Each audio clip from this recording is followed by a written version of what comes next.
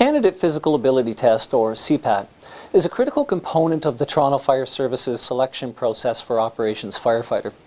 We use the CPAT to ensure that new firefighter candidates are physically capable of performing the challenging job of a firefighter. The CPAT is administered by licensed CPAT facilities, including the University of Waterloo, Festi, and Brock University in the GTA Golden Horseshoe area.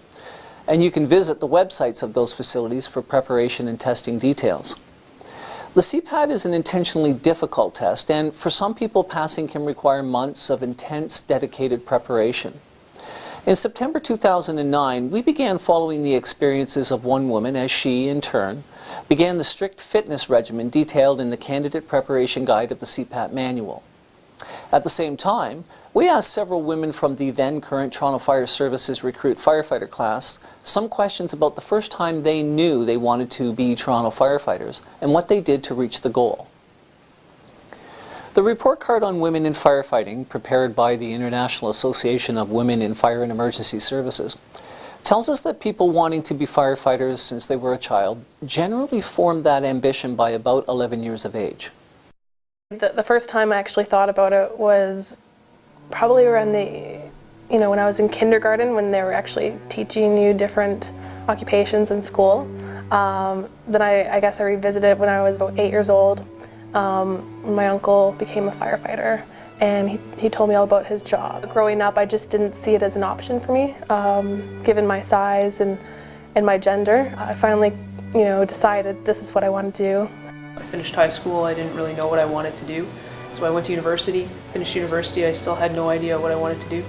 So I actually ended up doing the career prep course with the City of Toronto, and that's when I really became interested in it, and that was about 4 years ago.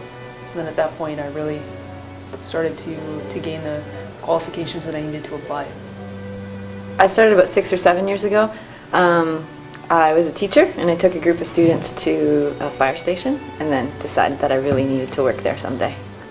For me, it was a gradual thing. It's something that I've always wanted to do, but sort of life got in the way, and I put it on hold for a long time, and then came back to a time when I could actually go after it, and I decided I would. And I took a career prep course as well about 4 years ago and started training. My story is pretty much like Ruth's. It was kind of gradual. Really, I think I started in grade 8 wanted to be a firefighter. I always thought that would be a cool job. I just never thought that I could do it.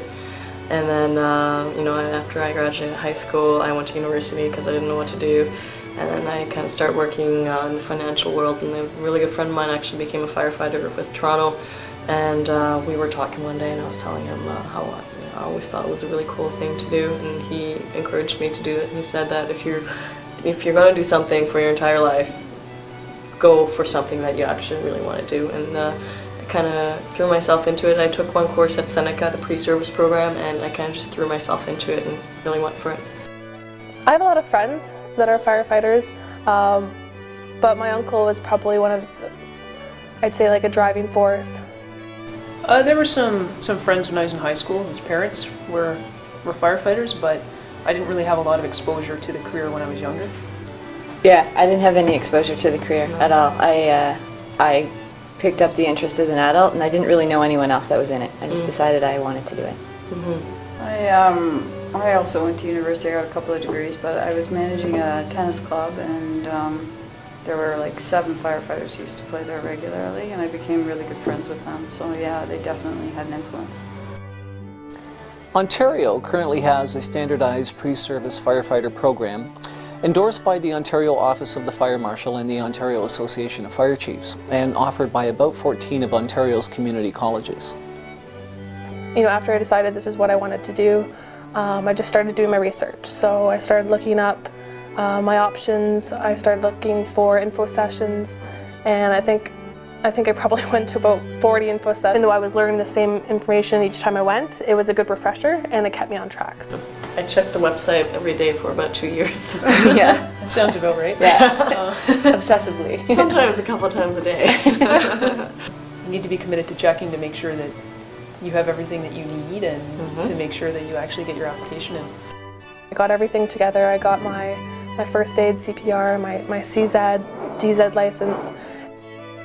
I actually applied to a pre-service course in Georgia and was accepted, and then I just decided that financially I couldn't do it. So I thought, okay, I'll just apply and see how it goes, and I was lucky. According to the report card on women in the fire service, in one example of female recruits completing 14 weeks of related training, strength increased by 21% and fitness by 29%. In another example, training prior to a physical ability test increased the likelihood of passing that test by about 18%. We asked women about preparing for the CPAT. The CPAT test, I didn't pass it actually. The first time I did a practice test, I completed the test, but it was just a bit over the 10 minutes and 20 seconds that was a pass. So I think I got to like 12:20. I didn't realize how much strength training was important for the preparation of the test. I did an orientation just to see what it was all about, and I didn't pass that one. The second time I passed it, like when I did it for real, I passed it. But I mean, the orientation was a really good thing for me to do, just to get an idea of what it was all about and what I needed to improve on. I've taken it a total of 3 times, and I passed all 3 times, but it was the same as UB. I got better each time, Yeah. because once you get an idea of sort of where you need your strength to be, what you're going to be doing, what kind of shape you have to be in, both muscular strength-wise and cardio-wise, you know how to train yourself specifically at the gym and what you should be doing. Also mentally, yeah. Yeah. First time I did it wasn't successful, but it was a good lesson for me because the thing that I actually failed on was not even a strength thing, it was a technique thing. And it was about lowering the ladder and how you're holding your hands. So, and it taught me that a lot of the stuff, you can psych yourself out about the strength stuff, but actually having the proper technique will help you through the tasks a lot as well. So it was a good lesson about learning how to do the test. The first time I did the CPAT at Brock, I actually successfully completed right down to the end, and I was just finishing, and he said, "Oh, sorry, you ran out of time." That's what happened to me. I And ran out of time. Oh, I could have gone faster. So there is a thing that you can do where you just pay them $100 and you can immediately redo it. So that's what I did. I just gave them $100 and I redid it and passed it. I was a runner, a daily runner, sit-ups every morning, but with the test it just involves a lot more than that. You have to do some weight training. You have to do like a combination of weights, non-weights, and the running and just the sit-ups isn't enough. I used to run a lot. That was my fitness regime. Training when I was up to applying was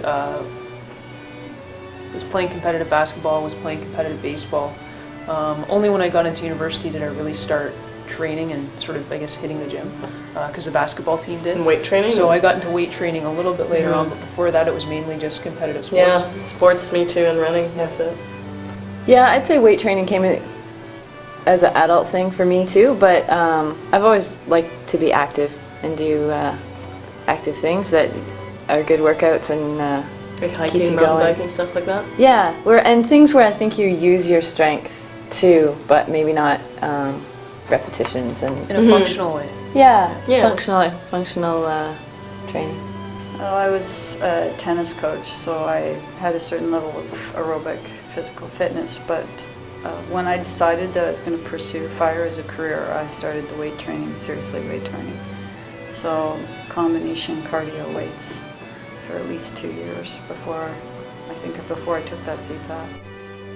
There are a number of resources available to assist people in preparing for the CPAT. Specifically, the CPAT Preparation Guide provides guidelines for aerobic, interval, endurance, and supplemental task-specific exercise training, as well as a sample journal to help people track their routines and their progress. There's so much competition out there. You really have to go out there and get your water rescue, your ice rescue. You have to do volunteering with, St. John's Ambulance, Red Cross. Like, you really have to get a lot of experience to get your resume up to par, so that you can compete. I had to change up my routine a lot. I bought a weighted vest, which is probably the best investment I made for the entire thing. It was a 40-pound vest with 2 10-pound weights tied together, or I guess 4 10-pound weights tied together, so it totaled up to 80 pounds.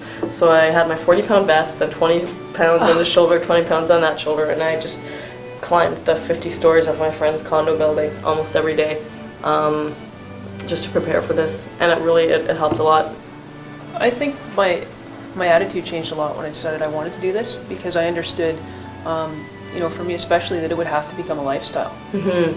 Whereas, okay, this is what I want to do with my life. That means that I really do need to, for the rest of my life, focus on cardiovascular and you know, muscular strength for power and for endurance. So things changed a lot as soon as I decided I wanted to get into this career. Diet was huge, exercise increased. I changed what I was doing, so instead of just lifting weights at the gym, I trained more functionally. So I'd look at, okay, well, what's involved in the CPAT? What's involved in when firefighters go to a call, what are they doing? Okay, they're pulling stuff, they're pushing stuff. So I tried to adapt my workout regime to physically what I would have to be doing on the job. Make sure that the functional stuff you're doing is task specific, so it matches some of the jobs you're going to have to do and some of the things that the CPAT tests. I also bought a weighted vest, and I would just incorporate that into the workout, and at least once a week I did a weighted vest on stairs with 20 pounds in each hand. Yeah. And you only have to do it for 3 minutes 20 seconds on the CPAT. I would do it for like at least 5 minutes and then drop the 20 pounds and then go on for like 15 minutes. Yeah. And then again, just like Ruth, functional stuff, I would set myself up in the gym with the vest on, doing exactly what you work on, the lat pull, because there is a lot of pulling and pushing. I looked at the Toronto Fire Facebook website every day, just looking at all the updates. I love the videos that they post on there. It's amazing. Every single day? Yeah. Did they change stuff every single day? Oh yeah, there's people posting things. I actually bought the CPAT Preparation book, or sorry, the aptitude test book at Chapters. They have a red and white firefighting aptitude test study book that you can purchase. My first time, my first shot at the CPAT, I actually didn't use a weighted vest, but this time around I've seen a big difference now that I've used the weighted vest. What I would recommend to people who are trying to pass the CPAT test is to follow the manual that's being provided, because definitely a combination between weights and non-weights, and running is very important. Cardio is just not enough to get you by. You definitely need the strength training to get you through the test. And the cardio is great for your endurance, but you definitely need your upper body strength at a certain level. So a lot of weights, you know, bench press, lat pull down, you know, you name it. Just do a lot of combination weights. So You don't dread that hour that you have to go to the gym. No, yeah, make it fun. It's a game. Yeah. It becomes a lot of fun to do. Yeah. And that's mentally important for the CPAT preparation, because there's, I mean, each of those stations, each of those tasks is a small challenge that you need to get through. And if you can do a mind over matter thing for each of those, then and turn it into like that sort of a challenge or game for yourself, it's not undoable. Yeah. Perseverance. Persistence, a diet, nutrition, and just fitness is something that's going to have to become a priority. It should be a goal to pass it, yes, but it's not the end. Like, you don't pass the CPAT and then, okay, I can stop now. You just carry on from there.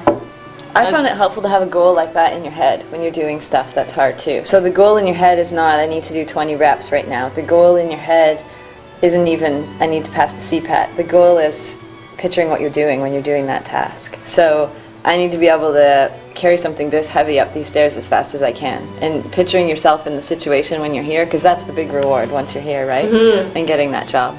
That's right. So having that in your head and not the monotony of counting things when you're working out, but knowing this is about climbing stairs with something heavy. This is about helping someone down the stairs. I don't know, I was thinking, I hate this, but like, you just gotta power through that, and it's a huge mind over matter thing. Yeah. It's amazing what your body will do when if you tell it. When you fail or something doesn't go the way that you want it to, Yeah.